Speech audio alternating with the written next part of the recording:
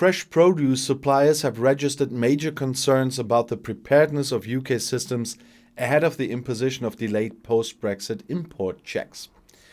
With a new import declaration regime rolling out in just a matter of weeks and physical checks being introduced on January 1st, trade body the Fresh Produce Consortium suggested a lack of infrastructure and clarity from government posed a threat to fruit and veg imports this winter. Particular concerns ranged from an absence of information on the processes, systems and criteria for checks through to the readiness of IT systems and border control posts where checks are due to take place. FPC CEO Nigel Jenney said this apparent lack of preparedness and the short timescale before the new rules came into being was placing more and more pressure on businesses that were already grappling with substantial labor shortages. He said, "We have members whose admin teams and beyond, people that would never normally work in the operational team, are working on the factory floor to support their colleagues. We don't have the resource to do everything," Jenny explained. And he said, "The message we're receiving from the government is it won't delay implementation of import rules any further. But they do need to provide the information the industry needs to allow it to plan. As the weeks and months continue to go by, that's still outstanding.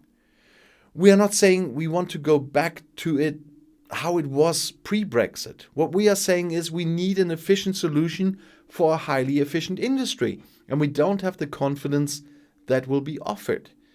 There are a huge amount of outstanding questions and a huge amount of uncertainty that's of the government's own making. Specific information the industry required, including how checks on consignments, which FPC said could include anything from 200 to 400 unique products per load, would be managed, and how the government would ensure just-in-time delivery when officials could take up to 4 hours to inspect goods. Trials of new import IT infrastructure, which had been promised by the government, had not materialized, Jenny said. He added, some border control posts had not been completed, while others had barely been started. Meanwhile, Jenny called for the government to work with the EU on an electronic phytosanitary certificate system in a bid to avoid a scenario where the industry would have to handle an estimated 1.5 million individual documents annually. He also urged them to reconsider the 1st January start date for physical checks, as there was unlikely to be an adequate number of officials available to deal with snags in the system. In response, DEFRA suggested it was doing enough to support importers.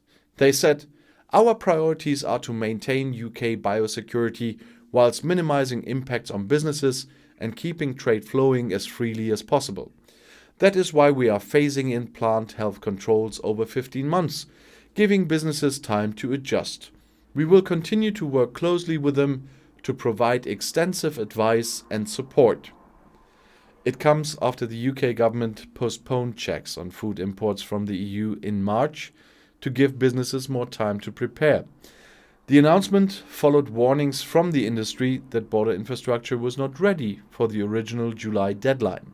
And when you listen to the industry, they're still not doing what they're saying and not giving enough information and everything to the industry.